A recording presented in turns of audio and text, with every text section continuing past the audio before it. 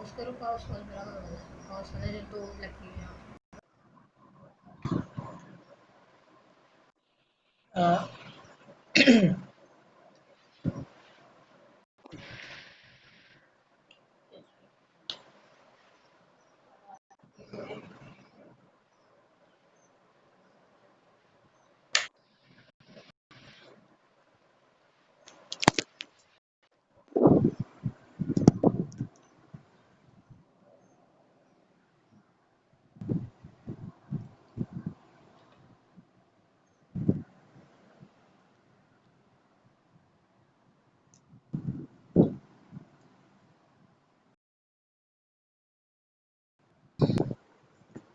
बिस्मिल्लाहिर्रहमानिर्रहीम। अस्सलाम वालेकुम students, this is sir Saud.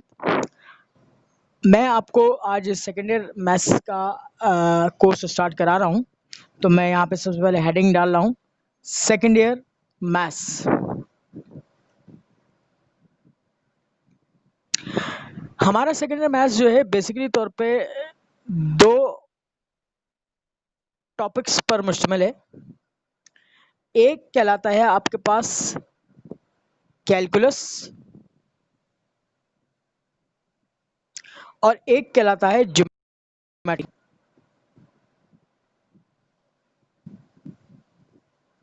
अच्छा, अब इन दोनों कोर्स में सबसे पहले मैं जो स्टार्ट करने लगा हूँ, ज्योमेट्री का पोर्शन स्टार्ट करने लगा हूँ, और इसका नाम है जनाब एनालिटिकल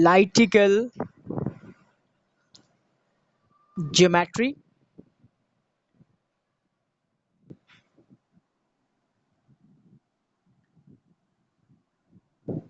एनालिटिकल ज्योमेट्री या फिर इसका एक और नाम होता है, इसे कहा जाता है coordinate geometry.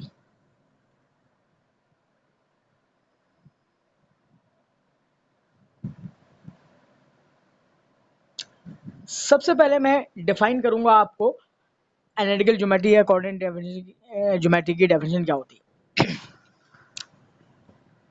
Geometrical problems solved by algebra using coordinate system। हम बेसिकली तौर पे इस ज्योमेट्री में क्या पढ़ते हैं कि ज्योमेट्रिकल प्रॉब्लम्स पढ़ते हैं, सॉल्व करते हैं उनको अलजेब्रा के हवाले से, और उसमें यूजिंग कोऑर्डिनेट सिस्टम इस्तेमाल करते हैं। अब सबसे अहम बात यह है कि आपको ये मालूम होना चाहिए कि कोऑर्डिनेट सिस्टम होता क्या है, और ज्योमेट्रिकल प्रॉब्लम्स जो हम डिस्कस करने जा रहे हैं वो ज्योमेट्रिकल डायग्राम्स क्या क्या हो सकती हैं। तो सबसे पहले मैं ज्योमेट्रिकल डायग्राम्स को डिफाइन कर रहा हूँ। यहाँ पे आपके पास सिंपल लाइन या लाइन सेगमेंट हो सकती है, स्क्वायर हो सकता है, रेक्टेंगल हो सकता है, इसमें वो आपको पैरालेलोग्राम दे सकता है, इसमें आपको जो है रोम्बस दिया जा सकता है, इसमें सर्कल हो सकता है, और बहुत सारी जो है वो इसमें ज्योमेट्रिकल डायग्राम्स हो सकती हैं। इसके साथ ही अब मैं आपको डिफाइन जो करूंगा वो डिफाइन करूंगा कोऑर्डिनेट सिस्टम। तो कोऑर्डिनेट सिस्टम में आपको मालूम है कि हम बचपन से जो है कार्टेशियन कोऑर्डिनेट सिस्टम पढ़ते आए हैं, और उसमें ये चीज़ हमने इस्तेमाल की है बहुत, x comma y small bracket के अंदर, इसको हम पढ़ते हैं कोऑर्डिनेट। ये हमारा रेक्टेंगुलर कोऑर्डिनेट सिस्टम या कार्टेशियन कोऑर्डिनेट सिस्टम कहलाता है। कोऑर्डिनेट कहलाएगा, इसे हम जो है छोटी क्लासेस में पॉइंट भी कहते थे, इसको हम मैट्रिक क्लास में ऑर्डर पेयर भी कहते थे, और इसी ऑर्डर पेयर को इस्तेमाल करते हुए आप लीनियर इक्वेशन का ग्राफ ड्रॉ करते थे मैट्रिक क्लास में। अब अगर कंबाइनली तौर पे हम एक्स कॉमा वाई को पढ़ेंगे तो उसको कोऑर्डिनेट पढ़ते हैं, उसको पॉइंट पढ़ते हैं, उसको ऑर्डर पेयर पढ़ते हैं। मगर सिर्फ आपसे कह दिया जाए कि सिर्फ x की वैल्यू को या पहली वैल्यू को डिफाइन करें तो ये कहलाता है जनाब x कोऑर्डिनेट, या फिर इसे कहते हैं हम मैथमेटिक्स की लैंग्वेज में एब्सीसा। इसके बाद y की अगर हम बात करते हैं तो इसे y कोऑर्डिनेट कहते हैं, या सिर्फ और सिर्फ ऑर्डिनेट कहते हैं। स्टूडेंट्स, x कॉमा वाई का मतलब ये है कि x की अगर हम बात कर रहे हैं तो हम x डिस्टेंस की बात कर रहे हैं, या x जो है मूवमेंट की बात कर रहे हैं अलोंग दी एक्स एक्सिस, और y का मतलब है वर्टिकली, यानी कि y एक्सिस की तरफ हम मूव कर रहे हैं। तो सेकंड जो पॉइंट होगा या सेकंड वैल्यू जो होगी हमेशा वो वर्टिकल डिस्टेंस शो करेगी। फॉर एग्जांपल मैं आपको एग्जांपल यहाँ पे दे रहा हूँ। जैसे मैं कहता हूँ 5,3, इसका मतलब क्या हुआ कि 5 में x एक्सिस की और 3 जो है वो मैं y एक्सिस की डायरेक्शन पे मूव कर रहा हूँ। तो इसका मतलब ये होगा कि अगर मैं इसको एक्सिस में आपको प्लॉट करके दिखाऊं तो मैं ये कहूँगा जनाब ये x एक्सिस है और ये y एक्सिस है, यहाँ पे ये 3 है और यहाँ पे क्या है, ये 5 है। तो 5 पे गए, यहाँ पे 3 पे, ये पॉइंट आपको मिल जाएगा 5,3। इसके साथ ही आपको ये बात भी मालूम है कि मैट्रिक क्लास में जब हमने ग्राफ्स ड्रॉ किए थे तो ग्राफ्स को हमने ऐसे पढ़ा था कि कोई भी कोऑर्डिनेट जो है वो 4 जगह पे पाया जाता है। अब वो 4 जगह आपके पास क्या हो सकती है उसको मैं डिफाइन कर रहा हूँ।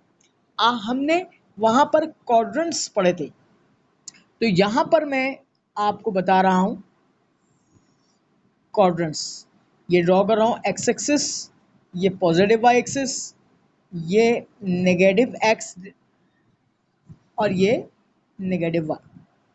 ये बीच पे इनका पॉइंट ऑफ इंटरसेक्शन है, ओरिजिन ओ 0 0 होगा। यहाँ पर x की वैल्यू भी 0 होगी और y की वैल्यू भी 0 होगी। अब देखिए स्टूडेंट, अगर मैं इस फर्स्ट क्वाड्रेंट की बात करूं, क्योंकि एंटी क्लॉकवाइज डायरेक्शन में मूव करना है मैं, तो फर्स्ट क्वाड्रेंट, फिर यहाँ पे आएंगे, this is called second quadrant, and this is called your third quadrant, and this is called your fourth quadrant. अच्छा, अब यहाँ पे देखिए स्टूडेंट कि अगर मैं फर्स्ट क्वाड्रेंट में पॉइंट को डिफाइन करूंगा तो x भी पॉजिटिव होगा और y भी पॉजिटिव होगा। तो ऑर्डर पेयर में क्या करूंगा, x कॉमा वाई लिखूंगा, या फिर मैं इसको प्लस कॉमा प्लस का साइन बना दूंगा। सेकंड क्वाड्रेंट में अगर डिफाइन करना है तो x हो जाएगा नेगेटिव और y हो जाएगा पॉजिटिव। इसका मतलब माइनस कॉमा प्लस का पेयर आएगा। थर्ड क्वाड्रेंट में जब मैं बात कर रहा हूँ तो इसका मतलब है x की डायरेक्शन भी नेगेटिव है और y की डायरेक्शन भी नेगेटिव है। तो इसका मतलब minus x comma minus y होगा, यानी कि माइनस कॉमा माइनस का पेयर आएगा। फोर्थ क्वाड्रेंट में बात करूंगा तो पहली डायरेक्शन x की है पॉजिटिव और y की क्या है, नेगेटिव। तो इसका मतलब है x कॉमा माइनस वाई बनेगा और यहाँ पर प्लस कॉमा माइनस का पेयर आ जाएगा। तो आपके पास छोटे छोटे से एमसीक्यूज भी आएंगे एग्जाम में, और वो ऐसे आएंगे कि वो किसी भी क्वाड्रेंट का एक पॉइंट आपको दे देगा और आपको पहचानना होगा कि वो किस क्वाड्रेंट में लाई कर रहा है।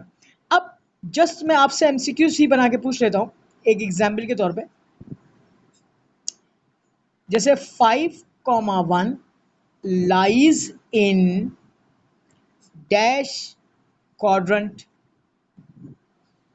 तो स्टूडेंट आप दोनों की साइंस देखेंगे, दोनों के साइन पॉजिटिव है, तो आप यहाँ पे एक और example, -2,7 lies in dash quadrant. It's mean that x यहाँ पे नेगेटिव है और y पॉजिटिव है, तो सेकंड क्वाड्रेंट में लाई करेगा। ये example -5 -3 lies in dash quadrant. अब देखिए दोनों ही नेगेटिव हैं, दोनों नेगेटिव कहाँ पे होते हैं, थर्ड क्वाड्रेंट में होते हैं। आपने क्या कर दिया, थर्ड क्वाड्रेंट में मार्क आउट कर दिया।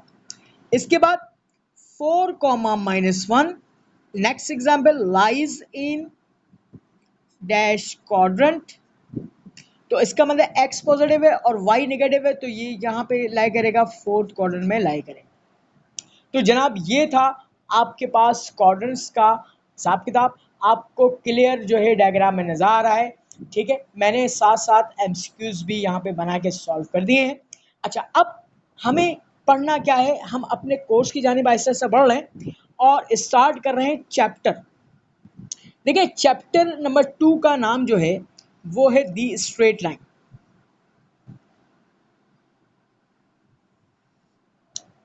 चैप्टर नंबर 2 क्या है आपके पास? स्ट्रेट लाइन है, दी स्ट्रेट लाइन।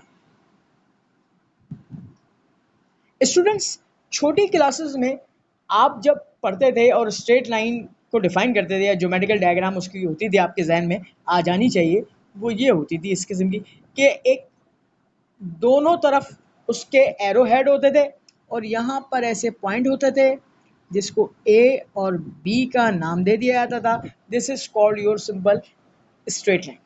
अच्छा, अब मसला ये है कि हम जब चैप्टर नंबर 2 पढ़ेंगे और चैप्टर नंबर 3 पढ़ेंगे तो नाम तो इसका स्ट्रेट लाइन है, मगर स्ट्रेट लाइन के बजाय हम लाइन सेगमेंट को जो है इस्तेमाल करेंगे। अच्छा, अब उसकी वजह क्या है लाइन सेगमेंट के इस्तेमाल करने की? देखिए ये स्ट्रेट लाइन जो आपको सामने नजर आ रही है ये बहुत सारे पॉइंट्स से मिलके बनी है, तो बजाय ये कि हम स्ट्रेट लाइन को डिफाइन करें, यहाँ से एक टुकड़ा काट के हम बाहर अगर निकाल लें तो ये लाइन सेगमेंट बन जाएगी टू एंड पॉइंट्स। इसको मैंने कह दिया ए और बी और इसको मैं कोऑर्डिनेट से डिफाइन कर दूंगा, तो ये लाइन सेगमेंट कहलाएगी। और लाइन सेगमेंट को अगर मैंने स्टडी कर लिया तो इसका मतलब मैं जो है स्ट्रेट लाइन को डिस्कस कर रहा हूँ, क्योंकि ये जो लाइन सेगमेंट होगी ये किसका पार्ट है? हिस्सा है स्ट्रेट लाइन का। तो इसका मतलब ये हो गया कि अगर मैं लाइन सेगमेंट की मदद से स्ट्रेट हूँ तो वो डिफाइन कर सकता। अब आइए हमारी पहली एक्सरसाइज जो है एक्सरसाइज नंबर 2.1, आज इसका पहला जो है डिस्कस करने जा रहे हैं। मैं यहां पर आपके पास एक्सरसाइज नंबर 2.1 की हेडिंग डाल रहा हूं। स्टूडेंट्स, आप लोग अपने सामने अपने पास किताब खोल के रखेंगे, मैं सिर्फ किताब से सवाल पढ़ूंगा और उसका सलूशन यहाँ पर बनाऊंगा। ठीक है? अच्छा, अब यहाँ पर सबसे अहम बात क्या है कि पहले मैं आपको इम्पोर्टेंट जो है सवालात एग्ज़ाम के हवाले से डिस्कस करता हूँ।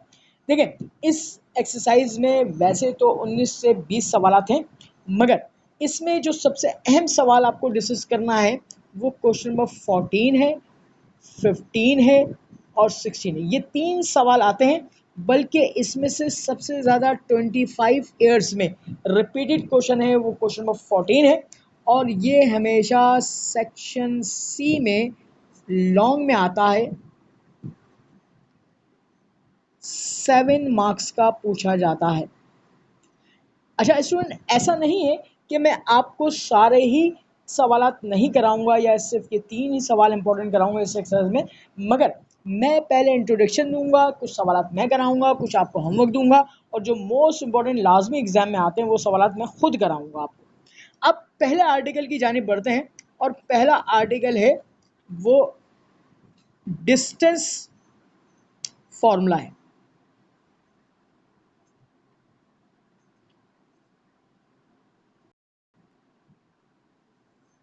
अब डिस्टेंस फॉर्मूला में सिंपल क्या होगा कि हम अपनी एक लाइन सेगमेंट ड्रॉ कर लेते हैं, इसके नाम रख लेते हैं ए और बी, कोई भी नाम रख सकते हैं आप, ए बी सी डी कुछ भी रख सकते हैं। इसके अलावा जो है इसको जनरली जब मैं डिफाइन करूंगा तो इसके कोऑर्डिनेट्स होंगे x1 y1 और इसके होंगे x2 y2।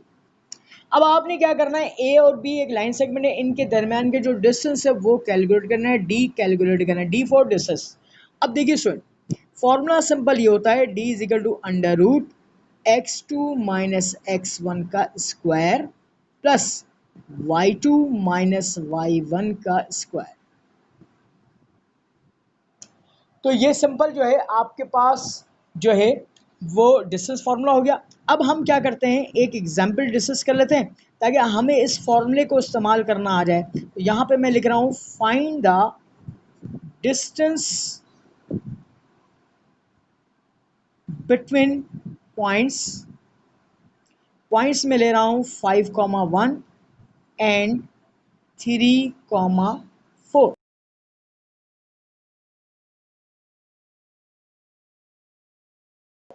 x2 minus x1 का स्क्वायर प्लस y1 का स्क्वायर।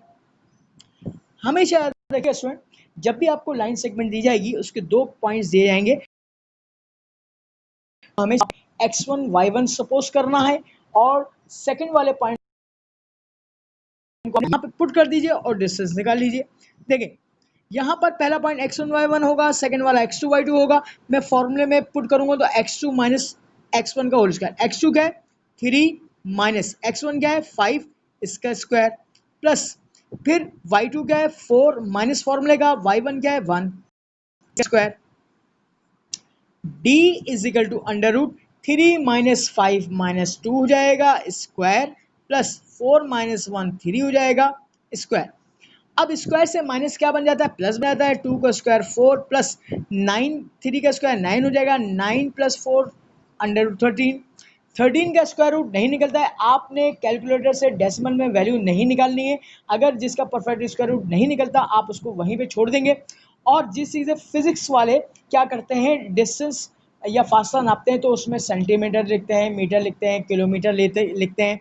मगर हम फिजिक्स नहीं पढ़ रहे हैं बल्कि मैथमेटिक्स पढ़ रहे हैं। तो मैथमेटिक्स वाले क्या करते हैं, यहाँ पे डिस्टेंस निकालने के बाद इसकी यूनिट सिर्फ यूनिट लिखेंगे, UNIT यूनिट। जस्ट ये आपका सिर्फ सवाल कंप्लीट हो गया। किसी दो पॉइंट्स के दरमियान हमने डिस्टेंस को कैलकुलेट करना सीखा। एक्सरसाइज 2.1 में हमें सिर्फ एक ही फॉर्मूला इस्तेमाल करना है और वो है आपके पास डिस्टेंस फॉर्मूला जो आज हमने डिस्कस किया है। ये याद रहे, मैं दोबारा रिपीट कर रहा हूँ कि जिन नंबर्स का परफेक्ट स्क्वायर रूट निकलता है, जैसे 25 आ गया 5, 9 का 3, 4 का 2, ठीक है, 100 का 10, तो उसका आपने परफेक्ट स्क्वायर रूट कैलकुलेट करना है। जब नहीं निकलता तो आपने उसको डेसिमल पॉइंट में नहीं शो करना, बल्कि उसी तरीके से आपने आंसर वहां पे लिख देना है, छोड़ देना है। इतना सा काम करना है एग्जाम में और ये बहुत ही आसान सा फॉर्मूला है। इंशाअल्लाह ताला नेक्स्ट क्लास में अपनी एक्सरसाइज 2.1 के बाकायदा सवालात का आगाज़ करेंगे। अपने साथ अपने किताब रखिएगा, कैलकुलेटर रखिएगा और मेरे साथ साथ आप लोग लेक्चर सुनते भी रहिएगा, देखते भी रहिएगा और नोट डाउन करते रहें। एक रजिस्टर आप लोग बना लीजिए। इसके अलावा आपको मेरे रिकॉर्डेड वीडियो लेक्चर भी जो है सेंटर की इंतज़ामिया की जानिब से मिलते रहेंगे। वो आप लेते रहिए, बार बार देखते रहिए उसको और नोट डाउन करते रहिए। अल्लाह हाफ़िज़।